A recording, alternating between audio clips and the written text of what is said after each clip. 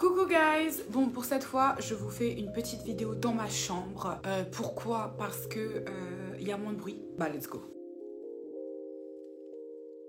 Bon, alors comme convenu pour les personnes qui me suivent sur Instagram, je vous ai mis à disposition une petite box pour que vous m'y inscriviez toutes vos questions les plus intimes et j'y ai répondu pour la plupart, à savoir que bien souvent vous me posez les mêmes questions, donc je me suis dit pourquoi pas faire une vidéo et réunir les mêmes questions, donc let's go. Pour information, dorénavant je vous posterai une vidéo tous les dimanches, donc je ne sais pas encore l'heure, ça dépendra de l'heure à laquelle je la poste aujourd'hui, mais je dirais entre 16 et 17 h une vidéo tous les dimanches et ce sera comme ça jusqu'à nouvel ordre, voilà. Mais ça part d'un bon sentiment, hein. C'est vraiment, c'est censé être fun to fail, hein. Océane, as-tu refait tes lèvres récemment? Donc la réponse est oui, j'ai mis de l'acide hyaluronique, ça fait 4 ans que je fais ça maintenant et à une fréquence d'environ 2 fois par an. C'est beaucoup, c'est de l'entretien, je rajoute jamais de volume, c'est de l'entretien parce que j'ai une bouche asymétrique et que ça m'a dérangé pendant longtemps. Là, j'ai décidé d'y aller un petit peu plus, quoi. Pour toutes celles qui ne le savent pas, l'acide hyaluronique, c'est résorbable. C'est une matière qui dure quelques mois et ensuite, si jamais il y a des excès, sachez que ça se résorbe. Je ne recommande pas la chirurgie esthétique, mais je pense que c'est un choix personnel. Si tu veux faire de la chirurgie, it's up to you. À savoir que de l'acide hyaluronique dans les lèvres, c'est considéré comme étant de la médecine esthétique et non pas de la chirurgie. Après voilà, c'est comme l'alcool, hein, c'est en libre service, pour autant il faut pas en abuser. As-tu une photo de toi avant chirurgie? Oh wow, ok, on en est là. Bah alors écoutez, la voici.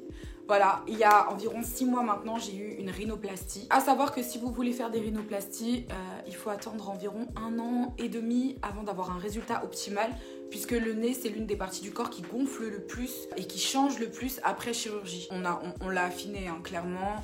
Remis un peu droit parce que j'avais une déviation nasale, donc il partait un petit peu sur la gauche. Le mec m'a dit mais si t'avais attendu, t'aurais eu 50 ans, ton nez il serait complètement à gauche et tout. J'ai dit c'est super.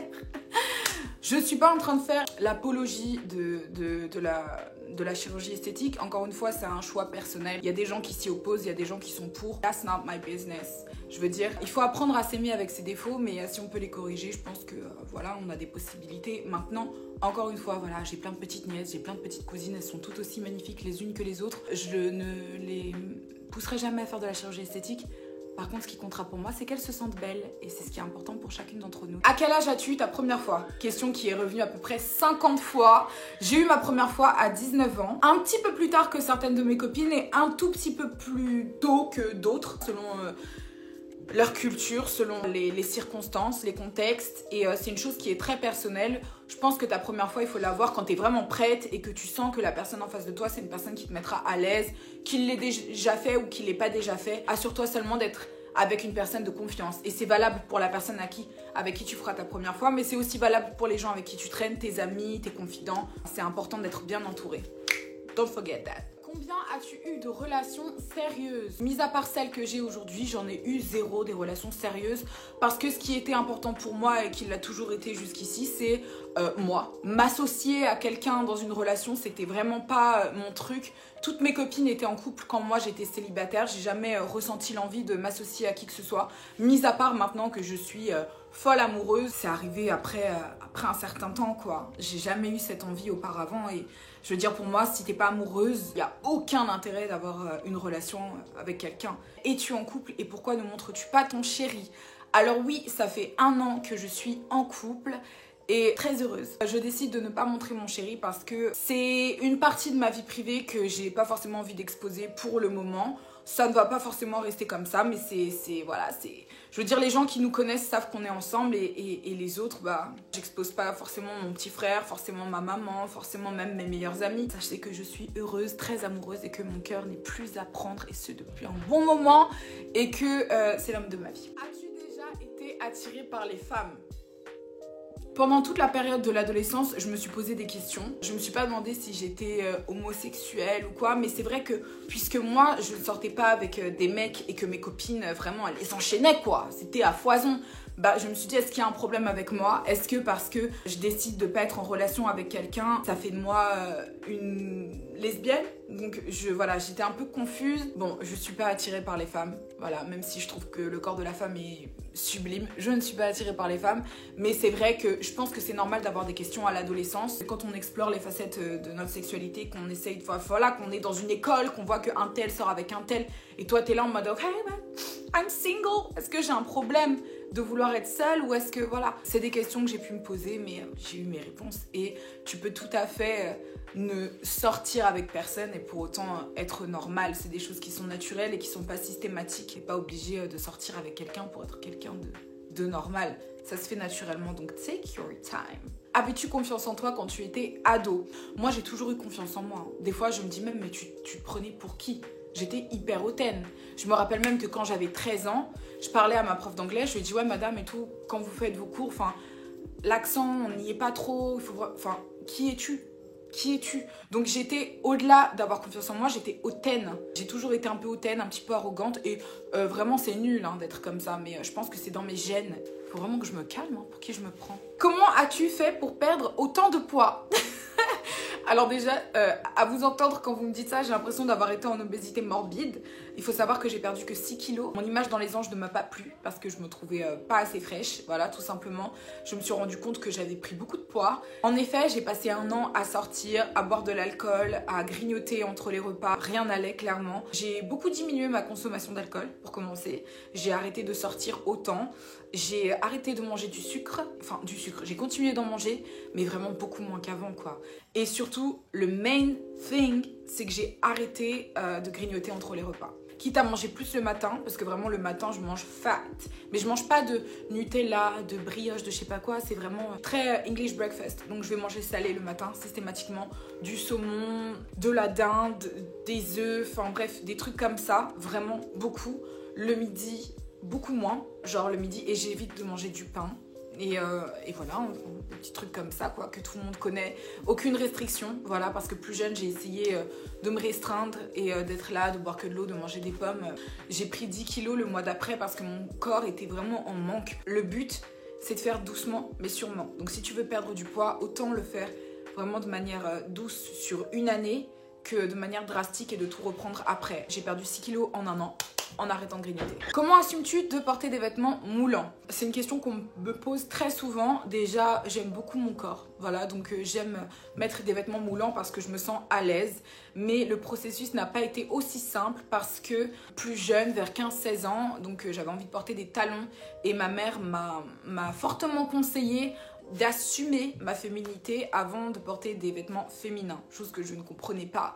Et en fait, ce qu'elle voulait dire, c'est que quand tu portes des talons, des robes, des jupes, ça suscite un certain type de regard chez la gente masculine ou même chez les gens en général qui peuvent soit te juger, soit trouver ça inapproprié, soit prendre ça comme un signe de séduction. Chose dont t'as pas forcément conscience quand t'as 15-16 ans. C'est pour ça qu'il faut un certain âge mature avant de porter ces vêtements de femme pour pouvoir assumer les conséquences. Et quand je dis assumer les conséquences, c'est assumer les regards. Tu sais très bien que quand tu mets une jupe, quand tu mets une robe, on va avoir tendance à te trouver sexy parce que tu vas en dévoiler un peu plus. Maintenant, il y a le vulgaire, il y a le sexy, il y a le ci, il y a le ça. Ne maîtrisant pas toujours ces thèmes-là, j'ai parfois été vulgaire et parfois j'ai été sexy, parfois un peu plus subtile, mais je veux dire, l'essentiel étant d'être en accord avec l'image que tu renvoies et d'avoir conscience que dans cette société dans laquelle on vit, qui est patriarcale, définition, ça peut parfois être mal interprété. Mais je pars du principe que chacun doit faire ce qu'il veut. Mais c'est très délicat pour les femmes en 2020 de s'habiller comme elles le souhaitent sans être jugées. La réponse est simple. J'en ai rien à foutre des jugements des gens.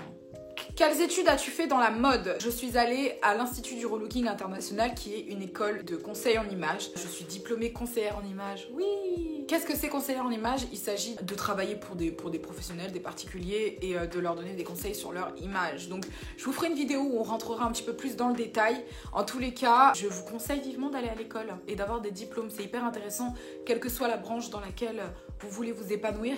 Mais le problème selon moi dans l'école en France, c'est que y a pas énormément de possibilités, quoi. Je veux dire, moi de base j'étais en STG, je savais même pas ce que c'était, bac STG, j'étais super forte en anglais, en allemand, ok, et ensuite j'ai fait une fac de langue, après ça j'ai fait un BTS commerce international, après ça j'ai fait ci, j'ai fait ça, alors que depuis le début j'avais des affinités avec tout ce qui était mode, tout ce qui était make-up, beauté, tous ces trucs là, mais je voulais pas être esthéticienne. Et quand j'allais chez la conseillère d'orientation, on me conseillait d'être esthéticienne. Alors que, je veux dire, on est dans un monde où tout est possible et tous les métiers sont possibles, quoi. Écoute-toi, n'écoute personne d'autre que toi sur le métier que tu as envie d'avoir. C'est super important. Et faut vraiment faire confiance à son intuition et rien n'est impossible. Sachez-le. Force. Alors, as-tu eu des remarques Méchante sous tes posts. Ah oui, oui, beaucoup. Voilà, on m'a dit que j'étais vulgaire, on m'a dit que je mettais trop de maquillage donc je ressemblais à un trans, on m'a dit que je changeais tout le temps de couleur de cheveux, c'était dégueulasse, on m'a dit que j'étais trop grosse, on m'a dit que j'étais trop refaite, on m'a dit. Ouh. Et après le truc que tu fais c'est que tu vas voir le profil des gens qui te disent et ça te réconforte. J'ai vu des gens extrêmement beaux, extrêmement talentueux, extrêmement intelligents se faire critiquer. Donc je me dis, si même ces gens aussi parfaits se font critiquer, malheureusement tu peux pas échapper à la critique et c'est comme ça. Le truc c'est que moi je les lis plus quoi. J'ai vraiment beaucoup de peine pour ces gens mais j'ai pas le temps de faire attention à ça quoi. Que dirais-tu à ton toi d'avant? Eh ben, à mon moi d'avant, je lui dirais de peut-être un petit peu mieux s'entourer parce que parfois j'ai été entourée par des personnes qui n'ont pas forcément voulu mon bien. Comme on dit, tu es la somme des 5 personnes qui t'entourent et les personnes en question qui m'entouraient n'ont pas toujours été des bonnes personnes. Donc ouais, je lui dirais ça. Et voilà. Quels sont les véritables produits de beauté que tu utilises? Eh bien pour ma peau, c'est très récent. Hein. J'utilise Biostimuline de Dr Rainer Janka. Ce sont des crèmes oxygénantes qui permettent d'éliminer l'excès de sébum et toutes les impuretés qu'on a dans la peau en fait. Je mets ça le soir et la journée juste une petite crème hydratante. J'ai eu l'habitude de dépenser des 1000 et des cents dans La Mer et même Estée Lauder. Enfin bref, j'ai encore plein de crèmes qui coûtent très cher mais qui finalement ne servent à rien puisqu'elles ont un effet tenseur sur la peau. Mais c'est superficiel puisque ça ne dure pas. Puisque toute l'élasticité de la peau se traite en interne, c'est-à-dire le derme et non pas l'épiderme. Cette kératothérapeute que je suis partie voir, elle est juste incroyable. Elle m'a fait revoir toute mon hygiène de peau. Bref. Je ne recommande pas de savon, lavez-vous la peau avec des gels sans savon. Ta plus grande peur? Waouh, eh bien, je suis une angoissée de la vie. J'ai souvent peur, mais peut-être peur du vide, peur de l'échec, peur de pas réussir les choses que je me challenge de faire. Ouais, il y a beaucoup de ça. Quand je le dis à voix haute, à chaque fois, je me dis, oh girl, you're ridiculous. Parce que ça sert à quoi d'avoir peur en fait, tu vois? Comme on dit, la peur n'évite pas le danger. Je suis juste une angoissée de la vie et j'ai quelques petites peurs de temps en temps, mais ça ne m'empêche pas d'agir et c'est ça qui est important. Enfin si, j'ai une peur et c'est la peur des cafards. Et c'est même pas la peur, c'est le dégoût en fait. Je sais pas, je rattache ça à la mort, à la saleté. Je sais pas, j'en vois un, je vais avoir peur qu'il se pose sur mon front. Enfin, je suis vraiment complètement angoissée avec ces petits insectes, de gros insectes bien dégueux. Waouh, non, je peux pas. Traumatisée des cafards, clairement. Et enfin, puisque ce registre vous intéresse énormément, c'est-à-dire mon intimité sexuelle, ta pire honte au lit?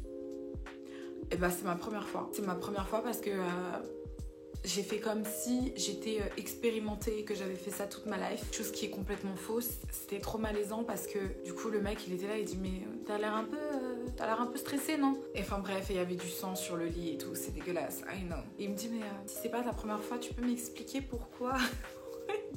Il y a du sang sur le lit.